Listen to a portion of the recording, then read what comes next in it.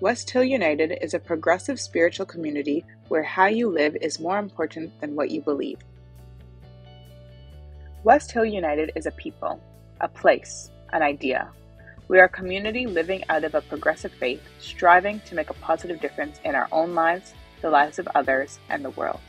Join us Sundays at 10:30 a.m. or connect with us at any time. Good morning.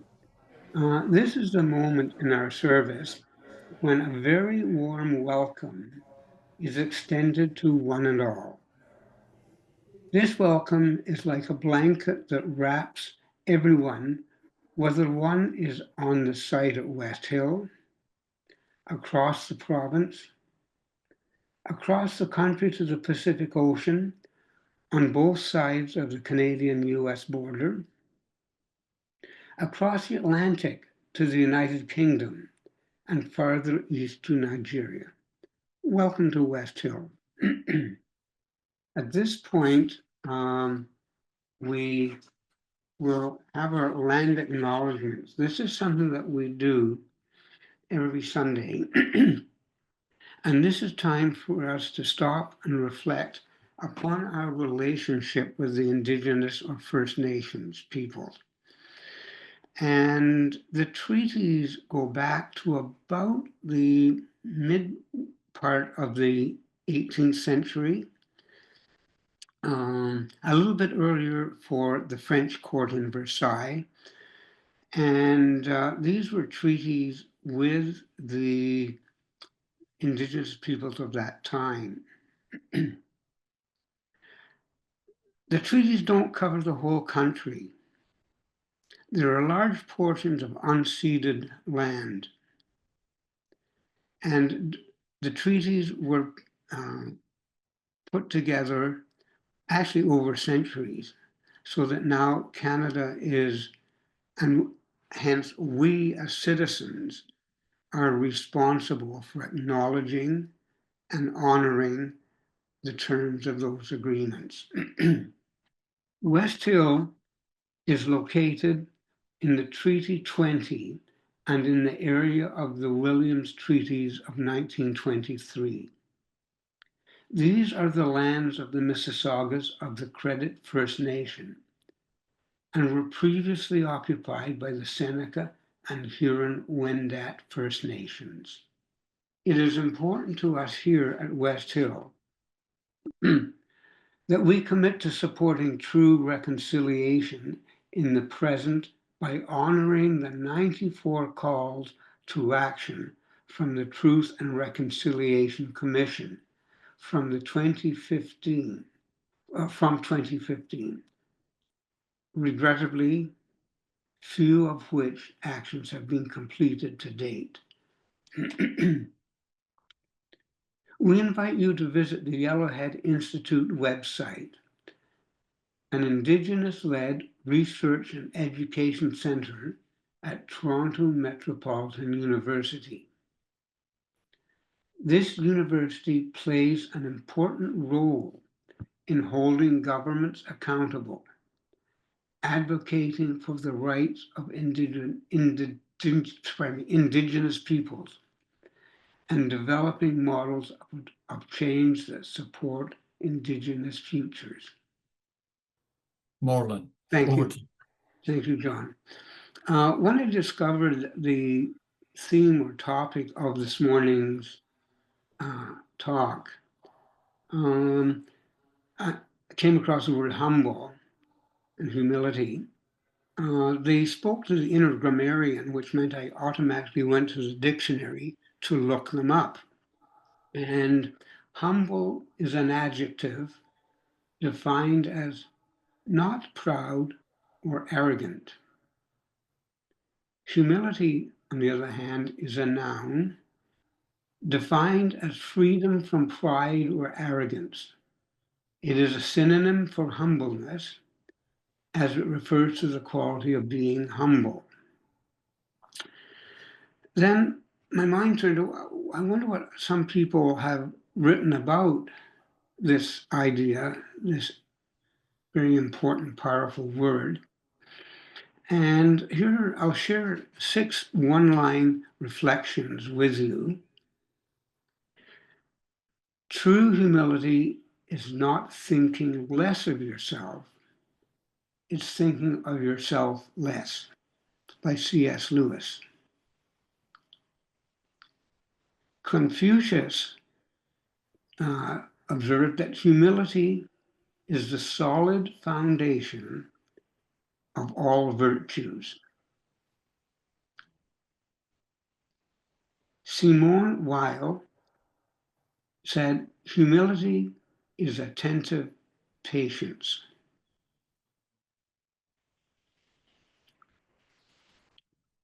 Richard J. Daley, power is dangerous unless you have humility. Henri Frédéric Amiel wrote, there is no respect for others without humility in oneself.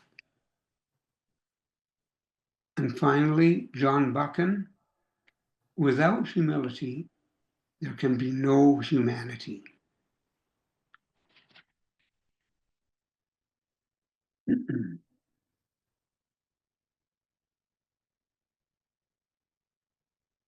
Now, the reading for the this morning is from Wendell Berry,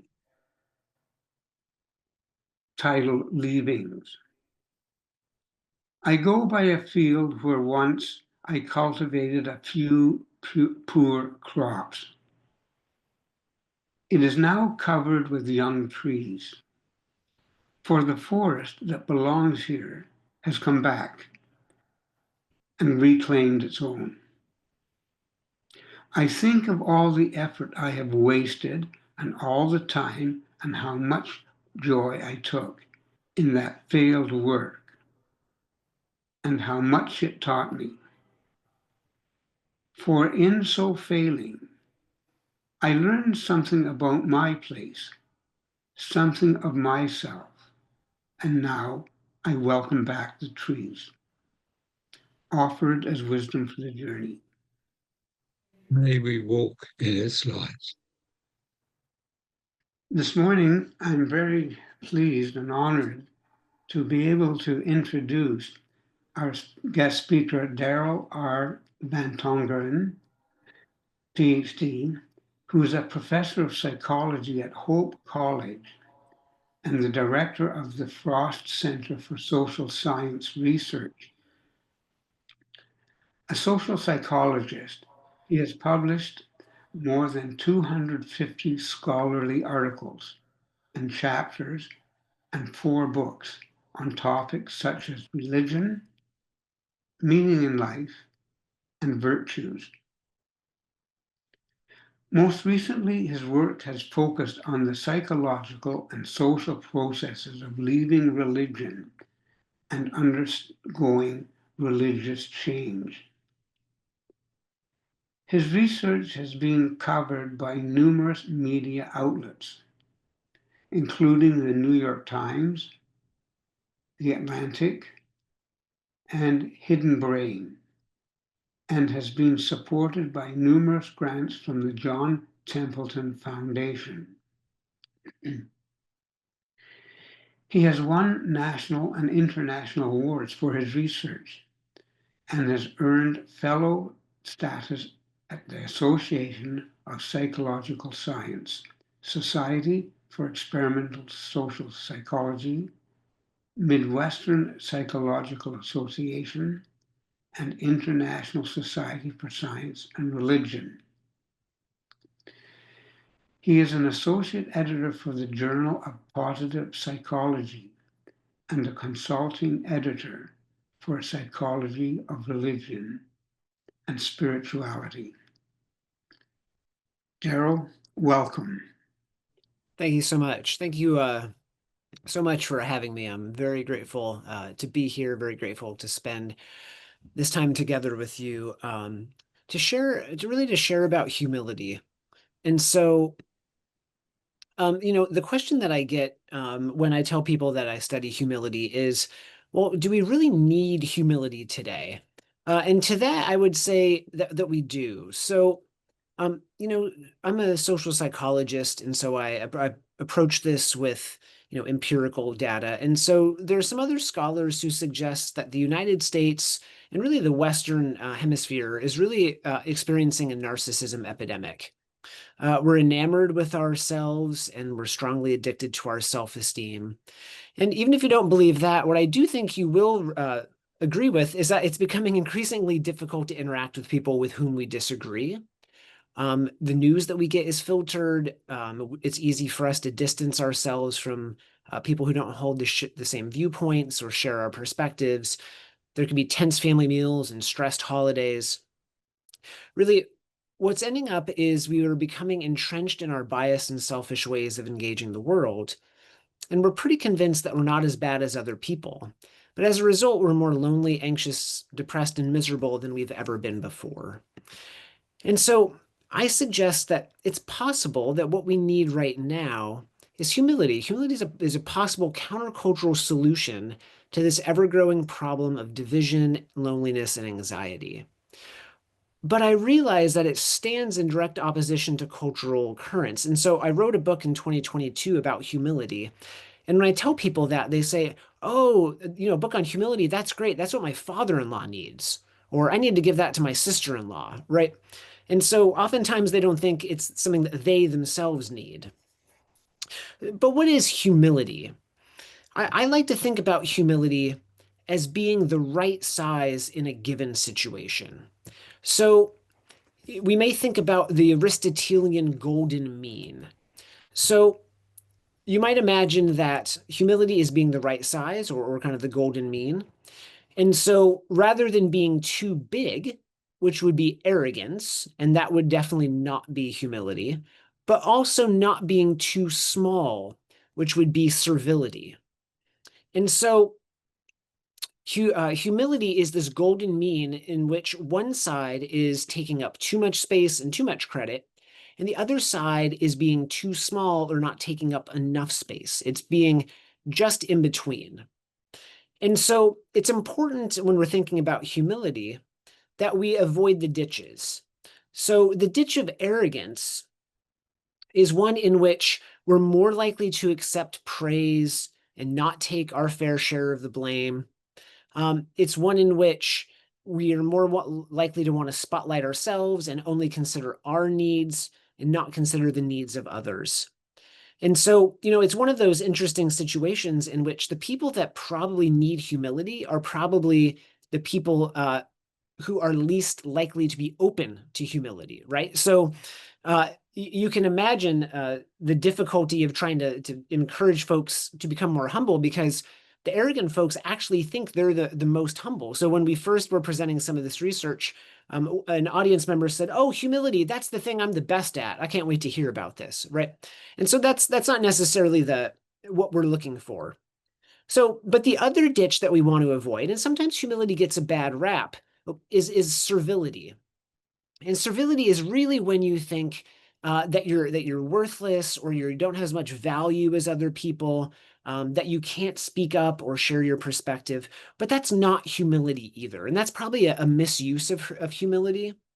And what we know is that people who have been on the margins, the people who haven't really had much power historically, they're the ones that are likely to be most suspicious of humility, and for good reason. They're often the ones who have been told, you should be humble.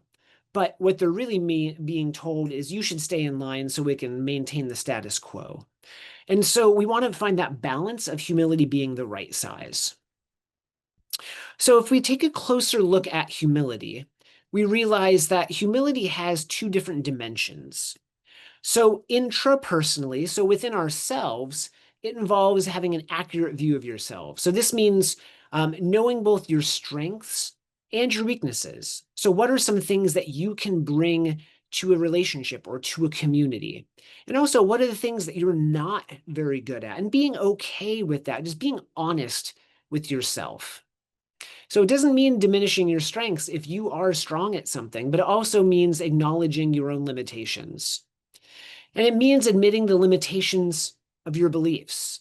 admitting what you don't know, but also admitting that you don't know.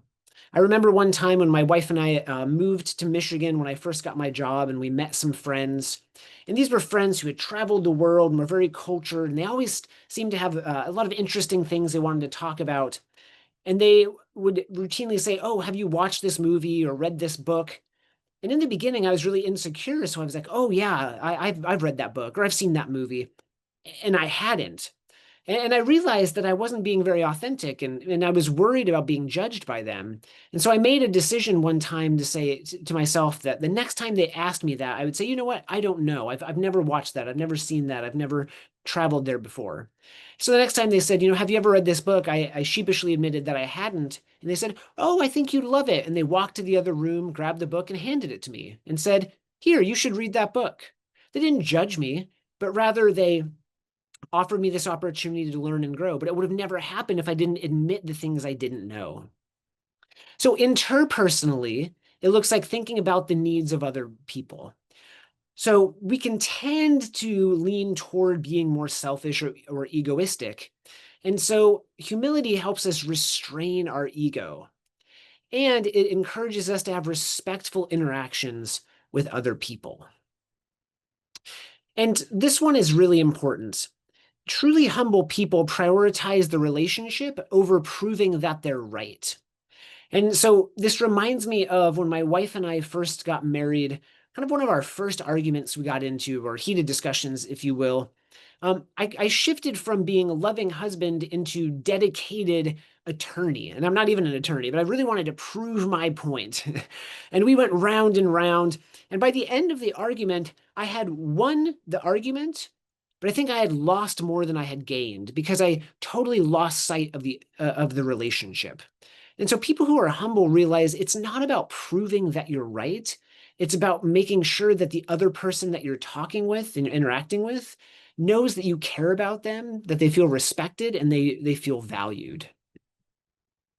So what would humility actually look like in our lives? Relationally, it looks a lot like being self-aware. So not only knowing your strengths and weaknesses, but where you can grow. It looks a lot like being fair. So sharing the praise and accepting your portion of the blame. If you're anything like me, you like it the other way around. You want to share the blame, but accept the praise. It means being respectful. So interacting with people in a way that shows how much you value them, especially when you don't agree with them or you don't see the world the same way. And being empathic. So actually putting the needs of others as the same as your own needs. So not devaluing your own, but not putting yours so much higher that you don't care about others. Intellectually, humility looks a lot like being intellectually open. So avoiding dogmatism and being willing to revise your beliefs. And so not being so committed to something that you would never change your mind, even if you found sufficiently strong evidence. And that means being curious. So when you do encounter sufficiently strong evidence, you are willing to change your mind, to expand, to grow, and to seek new ideas. It means being realistic. So this means owning and admitting that we are flawed people. We have limitations, but we commit to seeing the world as it is rather than seeing the world as we wish it to be. And so in this, we realize and we acknowledge that most of us are probably a little bit wrong about everything and very much wrong about a few things. But none of us has the corner market on truth. And we need to acknowledge and own the fact that all of us have only a portion of reality and a portion of what could possibly be true. And it also means being teachable. So it means being non-defensive and changing our behavior to align with new knowledge. Culturally, humility looks a lot like being thoughtful. So not viewing your cultural ways of life as superior. It means being a learner, so desiring to learn about the cultures of others. Being respectful, so viewing and treating others as equals, especially when there are differences and disagreements. And then seeing diversity as a strength. So viewing the rich tapestry of diversity as something that strengthens community. So the varied perspectives that make us all different from one another actually bring about a richer and more vibrant community. And then existentially, humility looks a lot like being in awe. So appreciating the vastness of the world around us. So I'm not sure, maybe by a show of hands, have any of you ever seen the Northern Lights before? Anyone ever seen the Northern Lights? Oh, a few of you have. Okay, that's fantastic. So my wife and I actually saw the Northern Lights in Iceland. And I would say that that was probably the closest I had ever felt uh, to the divine or transcendent or spiritual before, because the world felt so vast and I felt so small. There was something so comforting about that. And that appropriate smallness sometimes can be liberating. When I get too caught up in being in the stresses of my daily life or worried about what other people think about me, sometimes it's really reassuring for me to consider that in the vast scope of all of the universe, I'm just a mere speck. Um, Life has been here before I was here. Life will continue after I'm gone. And that smallness sometimes brings me a sense of comfort. It means accepting our human finitude and frailty, that the fact that we are limited and life is finite is not a liability. It's just a natural part of being human. And we can embrace that. And that's okay. And then, as Joe was mentioning this morning, it means expressing gratitude, right? Being grateful, feeling thankful for something larger than ourselves, even to the fact that we can even exist. The fact that we get to luxuriate in the fact that we can be alive should allow us to feel gratitude. So why is humility important? This is, basically as a psychologist, some people say, well, prove to me that I should actually be humble, right? Like, isn't the world more oriented towards people who have all the power and isn't it a narcissistic world anyway? Why should we actually be humble? So my colleagues and I have done a lot of research that suggests a number of reasons why we should be humble. So one is that it's really good for relationships. We want to be in friendships and romantic relationships with humble people. We're more likely to forgive people who are humble, and we're more satisfied and committed to partners who are humble. Because really, humility is a signal of how you're likely to be treated in a relationship. We want to be with people who respect us and view us as equals. The second reason why humility is important is it really smooths conflict and power struggles.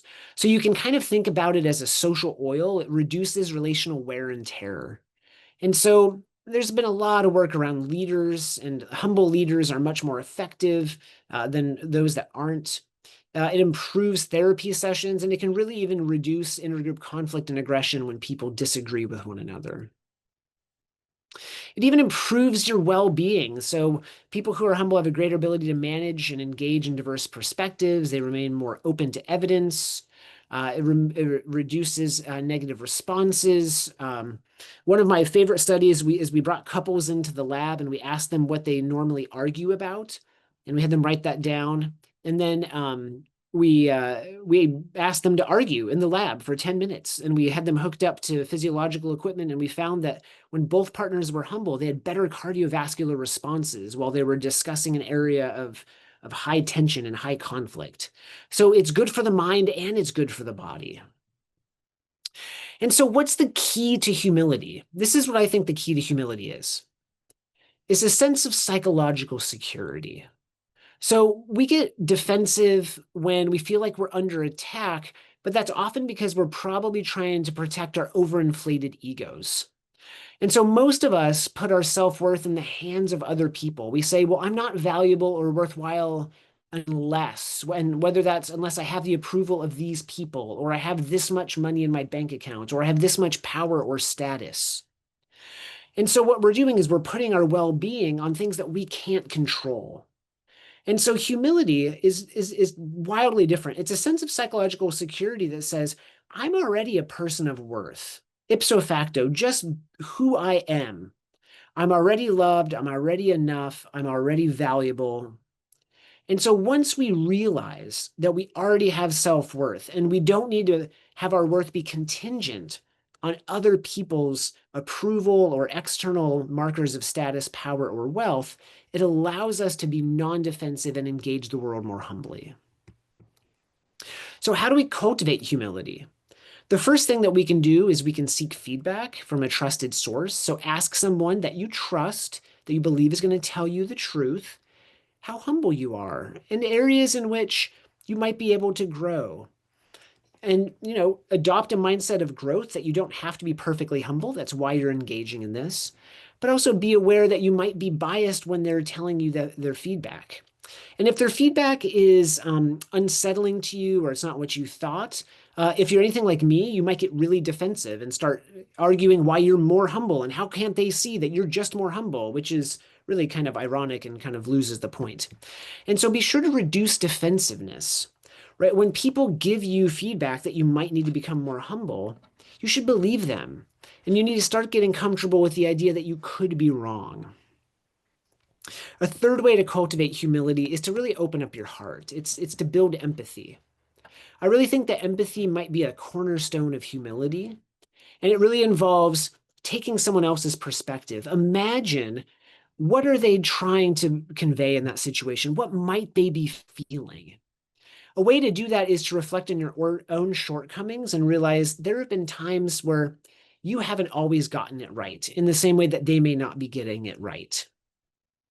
It really helps to think about the needs of others.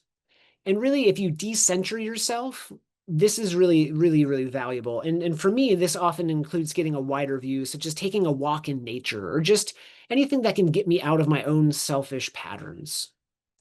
And finally, the really important part here is practice, practice, practice.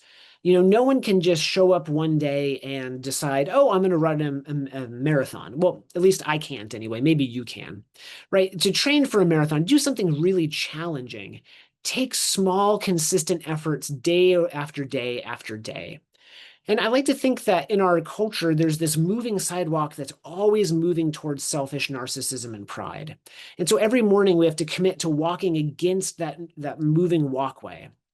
It's hard and it's tiring, but practice helps us develop the moral muscle of humility. So practice in different settings with different people and at different times.